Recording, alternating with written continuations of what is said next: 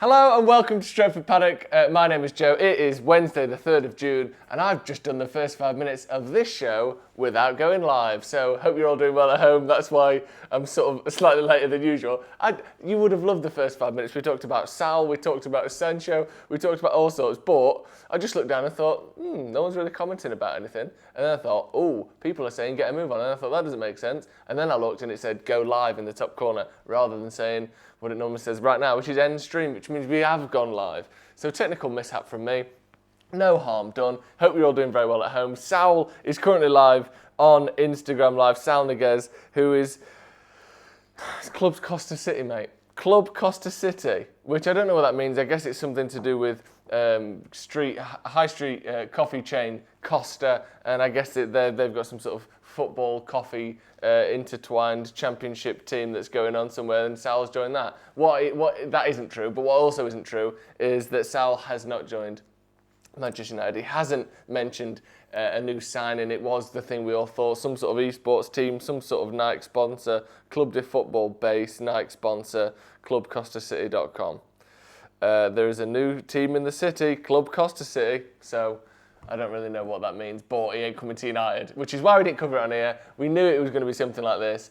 That has turned out to be the case, and it is the case because it has turned out to be the case. Hope you're all doing well at home. We'll get into the proper news very shortly, but I just wanted to clear up this Sal thing, because every day there's been this, have you seen 3, 2, 1, 3 days left, 2 days left, 1 day left. Sal's going to announce his new club on Instagram Live, because that's how football deals happen. That's not a technical mix-up, that's a human cock-up. Yeah, I'll agree with that. Imagine how good those 5 minutes were. They're honestly the best 5 minutes of your week so far. The weather's turned sour, hasn't it? For those of us in England, for those of us in Manchester specifically, the weather has taken a turn for the worst. So, weather took a turn for the worst. My abilities to produce my own show have taken a turn for the worst. It's all gone downhill. But I'll tell you what hasn't gone downhill. United's chase for Jadon Sancho brought it back around. Let's get into the proper news. Sal, if there's any updates, is one thing with this whole situation with Sal at the moment. It has proven tricky to know exactly what it's saying, because I don't speak Spanish, and neither does anyone at Stretford Paddock. So we're all sort of watching this video, basically looking for a Man United logo to pop up at some point, and it hasn't. And the Club Costa City logo has popped up. So we are safe to assume that that is what this is about. First story then. First proper story. Now we've got this Sal nonsense out of the way. Sancho is being prioritised by Manchester United, and this one is coming from James Robson of the Evening Standard. Now, Evening Standard again, let's place them in the sort of hierarchy. James Robson is a tier 3 journalist on Reddit, which means that, again, he's got known sources. He's not someone who just sort of throws around rumours for the sake of it, but he's not someone that only either, the tier 1 sources, the likes of Simon Stone, the likes of Fabrizio Romano, these kind of guys, have got very good sources and only report on things when their sources, which are proven time and time again to be accurate, tell them that they're safe to announce these things. So tier 2 then is you only really announce things when you know they're true, but you don't quite have as many sources, or occasionally you're willing to go with a story that you're not entirely certain about because someone's told you about it, but then it turns out to be wrong. And then tier 3 is another step below that, where the likes of James Robson, who we're going to be quoting today, have known sources. They definitely have sources around football. They definitely know things that, the general sort of public wouldn't know about, but they are also a bit more lenient with their wording. They're a bit more keen to put news out for the sake of news. So I would take this with only a very minor pinch of salt, because I personally would put a bit more faith in James Robson over some of the other journalists that we see, and certainly over the article yesterday quoting that United are after Raheem Sterling. I would put this one much higher up in my estimations than that. So again, from the Evening Standard, James Robson, Manchester United prioritised Jadon Sancho signing after sealing Odion Ighalo loan extension. And this is on Twitter. He's put, Solskjaer wants to see how Greenwood develops over the next 6 months and focus energy and funds on Sancho. Ighalo loan allows him to do both, but very much considered a short-term fix. So let's get into the article then. United still plan to strengthen in attack this summer despite extending Odion Ighalo's loan until January, but Solskjaer is ready to delay his pursuit of a top-class centre-forward to focus attention and funds on other targets such as Jadon Sancho. The United manager believes the extension for Ighalo has alleviated the need to bring in the striker he wanted since the sale of Romelu Lukaku last summer. Erling Braut Haaland, Timo Werner, Moussa Dembele and Harry Kane were all on his watch list, but with the club being forced to review their spending in the wake of coronavirus, Ighalo represents a cut price option. Sancho remains Solskjaer's dream target, even if United are adamant they won't meet Borussia Dortmund's valuation of £100 million plus, with Jack Grealish and James Maddison also in the Norwegians' plans. As he aims to mount a genuine title challenge next season, he has had to prioritise allocation of funds. So, again, the story here, which is actually, I wouldn't say pat on the back time for old Joey, but I would say yesterday we talked on here about the fact that getting someone in on loan, getting this extension, I was questioning why this extension would take us to January rather than the previously mentioned sort of June or July, or August kind of extension, just to take Ighalo through to the end of this season. Then with the extension being taken all the way up to January, there were questions raised from me and from other people, of course, as well. It's not, it's not my idea, but or it's not solely my idea, as to why we would extend that. First of all, you think maybe our targets for a striker aren't available. Secondly, you've got to think and got to suggest that this is freeing up money, freeing up spending, freeing up transfer budget for another position. Because otherwise we would have got rid of Ighalo in the summer. Thank you very much, you've been brilliant. And then let's get in the long-term replacement. But clearly that long-term replacement isn't available, either through teams not wanting to sell or us not being able to afford him. So either way, it ends up with being, we've got more money to focus on Sancho, and that does seem to be the case at the moment. So I think, it does seem as though Sancho is the main target. It seems as though the United have a plan in place, which is something that's quite refreshing, that we'll keep Ighalo a bit longer. He'll bridge the gap until Greenwood is, very suitable and an ideal sort of backup and maybe first-team player in 6 or so months. It will also allow us to have more money to spend on Sancho, the money that we haven't spent on 30, 40, 50, 60 million striker in some of those names mentioned there. Another thing that's important to mention is, sometimes when you go, I'll use Marcus Rashford as an example, and Cristiano Ronaldo before that, and there's plenty of examples of it, but I'll just use those two. Do you know how between pre-season and the next season, some players go away and they work on their fitness and they work on something, and maybe something happens with their physicality or a mental shift or a mixture of all of these things. And every few seasons, there is a player that comes back from pre-season and he looks like a new man. Like I would say Rashford was one this season who's, 19 goals in 32 games all of a sudden. We've seen it with Cristiano Ronaldo in the past, where after that 2006 World Cup he just sort of exploded into being this new player after just a pre-season and a sort of a shift in a few different things. We've essentially had a longer pre-season than any of these players would ever have had. There is a chance that the likes of Greenwood especially, I'm thinking of him, Rashford again, he's not been quite the same because he's been injured, but there is a chance that there are a few players in this squad that may have taken another step up in these last few months, may have taken this time as a sort of a way to focus themselves mentally, to recover from any injuries, to bulk up physically, and we may see a completely different Mason Greenwood, or not completely different, but we may see a Mason Greenwood that has hit a new height, that is reaching a new level to what we saw before. And also by the time football ended in early March, so by the time Ighalo's loan ends, which is the start of February, end of January, it will have been almost a year from the last time he played now to then. Obviously, we'll have played in the meantime. But in that year of Ighalo cover, there will be huge advancements made by the likes of Mason Greenwood. So I wouldn't rule out the fact that United won't need another striker then. Obviously, in terms of numbers, just having 2 strikers is still pretty thin, so I wouldn't necessarily say that with any certainty. But Mason Greenwood might be a notch or 2 better than he is now, and he's already pretty good. He's already got 12 goals from I think 30 appearances, and he's averaging something like a goal every 110 minutes for United, which is utterly sensational for a lad who's been 17 for most of his games played this season. So it's very exciting. I think the Ighalo, again, keeping Ighalo, it makes a lot of sense on a lot of different levels, but I wouldn't be surprised if there's a couple of players that come out of this this time that they've had off, and they look like a slightly different player for the better. Do you think Sancho and Bruno can link up in the same way he links up with Hakimi? There's something weird that happens in Germany, and I don't know if it's just the way Dortmund exploit teams, but if you ever look at the highlights of any Dortmund player or any player coming from the Bundesliga, an attacker obviously, because you're going to be seeing goal scoring highlights. If you ever look on YouTube, I was watching the game the other day, I got a screenshot on my phone.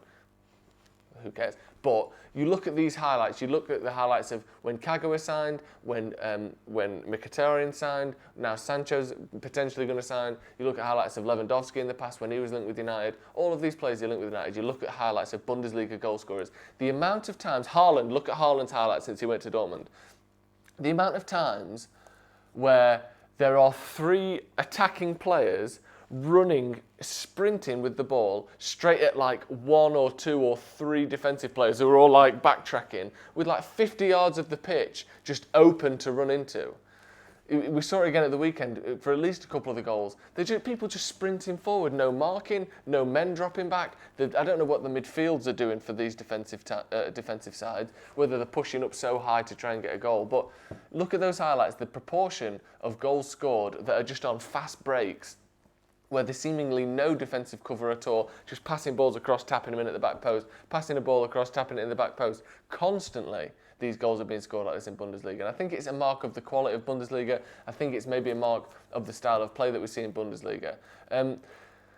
But in terms of the link-up with Hakimi and Sancho, a lot of that is exploited, or is them exploiting teams with this very strange defensive kind of turnovers that we see in Bundesliga, both with their pace, because Sancho's lightning quick, Hakimi is lightning quick, and I think that link-up that they have there, whilst it would work in other clubs and other leagues, I think is almost unique to Germany, is almost unique to the situation that they find themselves in. Honestly, look up highlights of Haaland, look up highlights of Sancho. The amount of goals that are scored on just ludicrously fast breaks with almost no defensive cover is staggering.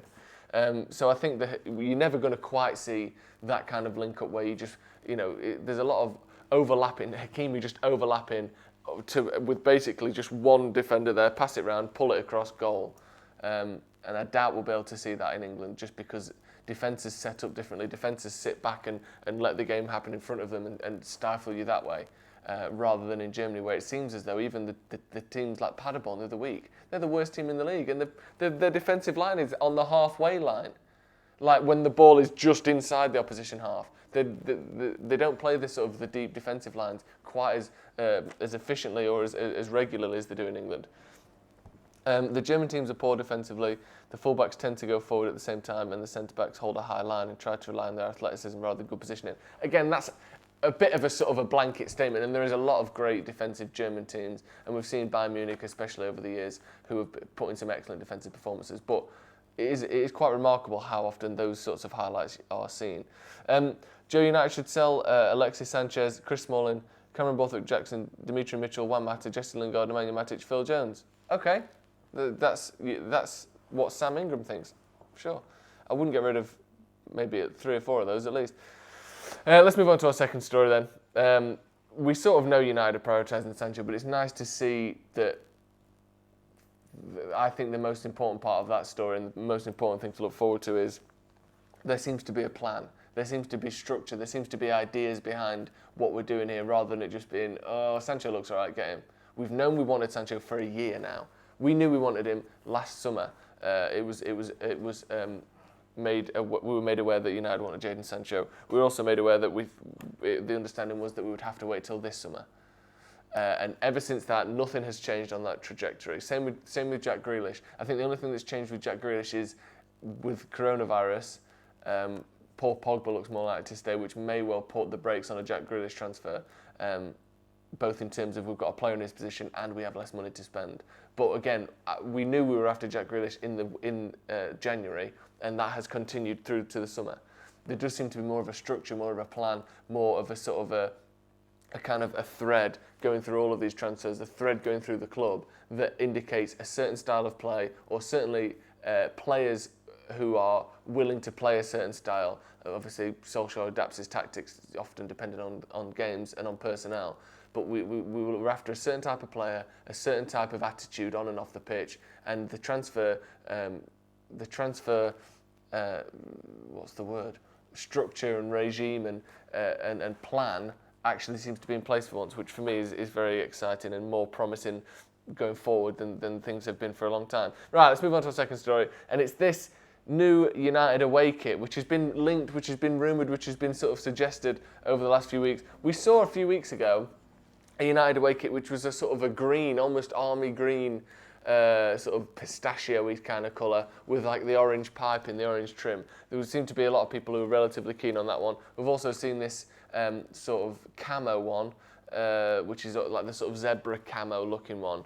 But in recent weeks and in recent days, we've also seen a new home kit, which is a sort of a horizontal striped, pebble dashed kind of looking one.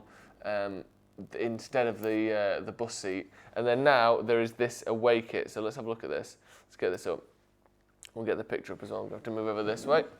Get this up. Where is it? There it is. So we can see there. It's got almost like a tigery sort of print to it. Let me know what you think to this kit, by the way. To me, I like the kit. I think it looks nice, but it looks like a training kit for some reason. I don't know whether it's because the stripes don't come all the way down the arms or something about it. Maybe it's the collar on it. It looks a bit like a training kit. Do you like this kit? Do you prefer it to the old kit, which was that, like I said, that kind of almost goldish trim on a sort of army green base? Joe, I thought Sal Niguez was supposed to be revealing his new club this morning. Sam he has, and it's some sort of esports club or some sort of Nike club. It's called, let me get the name up again because I've forgotten it. I was just on their Instagram page. It's called Costa City, @Club Costa City on Instagram. So there's that then. There's that big reveal that we all knew was going to be something ridiculous. Someone said he's signed for Man United. He hasn't, unfortunately. A nod towards Tiger King. Potentially could be, yeah. Looks similar to the black one from a few years ago. It does look similar to that one from a few years ago, doesn't it? The sort of Memphis Depay era. Is that the one you're thinking of? It was a sort of bogey green, the other one. Yeah, it was. People saying they prefer the green and gold one. Yeah, I prefer the green and gold one. I like a black kit, but I don't know. I would almost prefer some other detail on this rather than it just being black and white. I know obviously we've got the golden Chevrolet logo there, but I like the orange on the last one. I like the suggested gold on the other leaked kit that we saw. And this one is fine. It's nice. I like the detail. I like the little pattern on it, but it's a bit basic for me. It's just a bit. That's why it looks like a training kit. Just black shirt, white, everything else. Maybe they've tried to go a bit more safe after the backlash from the bus seat kit, but I like the bus seat kit. Is that the actual away kit or just speculation? Again, it's all just speculation at the moment, but this one, I've seen pictures of it hanging on coat hangers. I've seen pictures of it in real life. It definitely exists as a kit, whereas the other ones could have just been mock-ups, could have just been sort of prototypes. This one is in people's hands in a shop somewhere, so I think we've got a better chance of this one being the kit. And also, we're probably only a month or so away from this kit being revealed, so at some point the real kit is going to reveal itself and it is going to be the one that they release. People saying they hate the Chevrolet logo. Yeah, it's a bit lazy. I agree, but again, I'm not too fussed about the kit. If you win trophies in a kit, it becomes a good kit. That's really all that matters. We have too many good black kits. Yeah, we have had a lot of good black kits. So you're stacking up against some of the best kits we've had, and I don't think this one really stands out in that field. I thought we weren't going to be sponsored by Chevrolet anymore, or have they got to use it to a certain date? This coming season is the last season with Chevrolet, so we've got one more year. This is this season that we're moving into in August or September, whenever it may be, is the last season with Chevrolet, as far as I'm aware. Again, yeah, I thought the Chevrolet sponsorship expired over the summer. Feels like we've had them for over a decade. Next summer. How about a full blue kit again? Yeah, we haven't had a full blue kit in a while, have we? When was the last full blue kit? Was it sort of Van Nistelrooy era, 2004, 2005, that kit? With the blue with a little bit of red on it. That was nice, I like that one. Chevrolet kit Chevrolet logo ruins the kit. Yeah, it's the first time in my lifetime anyway, that we've had a logo that is a big colour block rather than the Sharp logo was obviously just white text, Aon and AIG. Do we have both of them? It's hard to sort of get your insurance firms lined up in a row, isn't it? But yeah, both of them all just big white text, and then you've got the coloured golden cross there of Chevrolet. But there's the kit for next season. Less controversial than the last ones, less interesting in my opinion. I like a bit of a weird kit, but I may be in the minority on that. Hopefully we're still going to be getting that weird zebra patterned, what was it called, camo. It's called something like Exo camo or something. Or sci-fi camo or something, some Call of Duty camo. But that should be pretty good. Again, Jadon Sancho, it looks as though United are prioritising him. The quest for the right winger still goes on. And it looks as though Saul, despite saying what most of his said, well, despite saying all of what he said in Spanish, we can make out, even with our limited use of the language, that he is not signing for Manchester United, despite his new club announced in 3 days. It is, in fact, let me read it again because I can't remember it, Club Costa City. So we can all enjoy that big letdown there. Dazzle Camo, there you go. We're going to be back, hopefully, about 4 o'clock for a debate, so make sure you tune in for that. Michael Kennedy with the Super Chat saying, would love a green and gold kit. It seems unlikely, doesn't it? Because the thing with that is, it's almost it's damned if they do, damned if they don't with that. Because if they do a green and gold kit, the Glazers, it's either like the kit designers sort of went under their nose and made a green and gold kit to take the piss, and they didn't know, which would never happen. So if the Glazers allowed a green and gold kit, it's basically them saying, look, we'll even make a green and gold kit, you still aren't getting rid of us. So it's basically, if we see a green and gold kit, it's just a power play from the Glazers taking the piss out of the fans. So I don't think that would be allowed either. But yeah, we're not going to have, unless they announce a green and gold kit and then sell the club. But I doubt that any of that's going to happen. Any news on Bellingham? No updates in the last few days. But if there is any news, of course, we will be bringing it to you on the Stretford Paddock. And like I said before, we've got a debate coming out at 4 o'clock. So make sure you check that one out. Thank you very much for joining us. And for those of you also who are members, we are recording another episode of Off the Record tonight, our members-only podcast. So that should be coming out tomorrow. So make sure you tune in for that. And if you want to become a member, click the join button and check your tier. The loot boxes for the top tier have been sent out, so they should all be arriving or have arrived very soon, and we'll have next month's coming very soon as well, or last month's, or whatever it is. There's another one coming soon too, so that should all be caught up and sorted soon. Obviously we've had delays and stuff with everything that's been going on, but we're on the road for that all being lined up and sorted. And for those of you who sign up in June to our Legends tier, your gift that you will be getting sent out hopefully on the 1st of July will be the Stretford Paddock away black and gold kit, which is such a nice kit. So if you want that, sign up for the Legends tier in June, and at the start of July you will be getting that black and gold kit. It's not available on the store. It's not available anywhere else. So the only way you can get that for the time being is by being one of the Legends. So if you want that, sign up and you can get it. So thank you very much for joining me once again. See you in a bit.